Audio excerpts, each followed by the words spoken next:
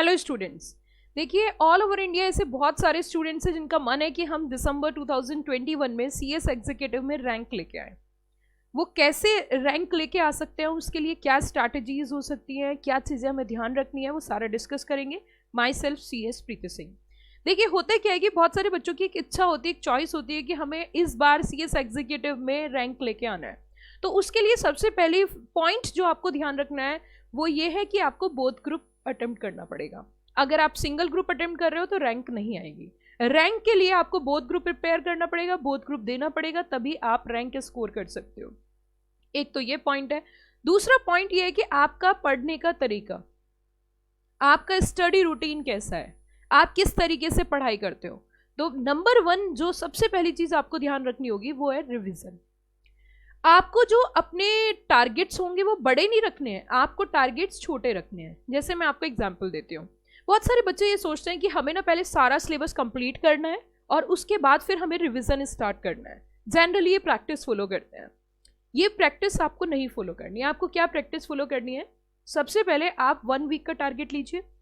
Suppose आपने 1 week का target लिया कि मैंने 1 हफ्ते में पूरा 7 चैप्टर प्रिपेयर करने हैं। अगर आपने 7 चैप्टर प्रिपेयर कर लिए तो आपका 1 वीक में 1 दिन ऐसा होना चाहिए जिस दिन सिर्फ आपको उन चैप्टर्स को रिवाइज करना है। इट मीन्स 1 वीक में जो पढ़ाई करी वो 1 दिन डिसाइड करके, सपोज आपने संडे ले लिया, संडे के दिन आपको सिर्फ और सिर्फ वो 7 चैप्टर्स रिवाइज करने हैं। नेक्स्ट वीक का 7 चैप्टर्स का आपने टारगेट लिया या आपने 8 चैप्टर्स का टारगेट लिया तो 8 and 7 15 चैप्टर्स हो गए। तो नेक्स्ट संडे आपको टोटल 15 चैप्टर्स रिवाइज करने हैं। आपको ये रूटीन, ये प्रैक्टिस फॉलो करनी पड़ेगी। इसका लॉजिक ये है कि जनरली जब हम क्या करते हैं कि हम जब बहुत दिन के बाद चैप्टर को रिवाइज करते हैं तो वो स्किप हो जाता है। इसीलिए जो रिवीजन का टाइम गैप है वो शॉर्ट होना चाहिए। और जब आप 7 चैप्टर्स करोगे, फिर 15 चैप्टर्स करोगे, फिर 3rd रिवीजन करोगे, फिर 4th रिवीजन करोगे, तो आपको इतना सारा आपका उस कंटेंट का रिवीजन हो जाएगा कि ग्रिप हो जाएगी, आप उसे इजीली क्रैम कर पाओगे, आपको उसमें से स्किप नहीं होगा। जब ड्यूरेशन ज़्यादा, टाइम गैप ज़्यादा आ जाता है रिवीजन में, फर्स्ट एंड सेकेंड रिवीजन के बीच में जब गैप ज़्यादा आता है तो बहुत सारी चीज़ें भूल जाते हैं।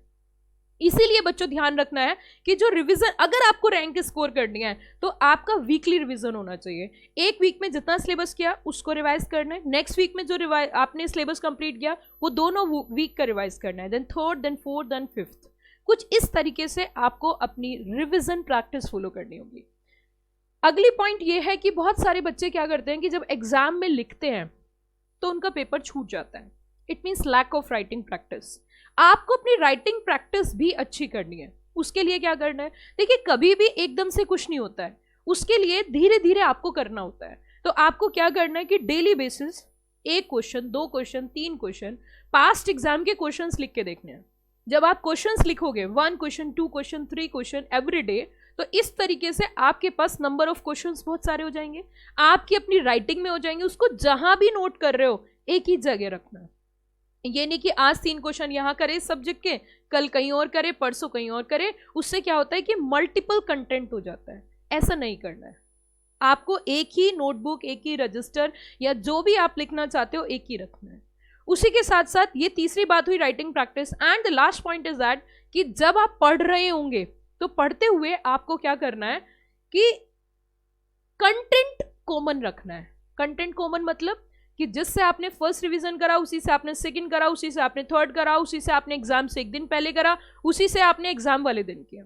मतलब मल्टीपल कंटेंट नहीं रखना, मल्टीपल बुक्स नहीं रखनी, एक ही सब्जेक्ट के लिए मल्टीपल चीजें फॉलो नहीं करनी। आपको डिसाइड करना है कि मुझे नोटिंग से पढ़ना है, मुझे बुक से पढ़ना है, मुझे रजिस्टर से पढ़ना है, जो भी रखना है एक ही रखना है। एग्जाम टाइम वाले दिन, एग्जाम टाइम पे आपको अपनी स्ट्रैटेजी चेंज नहीं करनी है। एग्जाम में आपको क्या पढ़ना है, कहां से पढ़ना है, कैसे रिवाइज करना है, उसकी स्ट्रैटेजी पहले दिन से बनानी होगी, उसकी रणनीति पहले दिन से तय करनी होगी। अगर आप स्ट्रैटेजी में क्विक एंड लास्ट मोमेंट पे चेंज लाओगे आपको सक्सेस नहीं मिलेगी।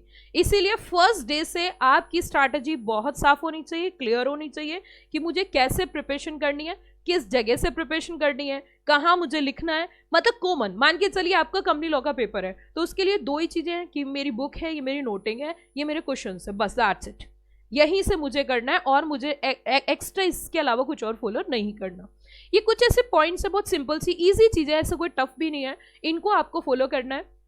डेली बेसिस पढ़ाई करनी है, कॉन्टिन्यूटी बना के रखनी है, थोड़ा सा पेशेंस भी रखना है, मोटिवेटेड रहना है। यही काम कर लीजिए, इजिली आप दिसंबर 2021 में रैंक स्कोर कर जाओगे। लेकिन उसके लिए आपको एग्जामिनेशन फॉर्म में दोनों ग्रुप को फिल करना होगा।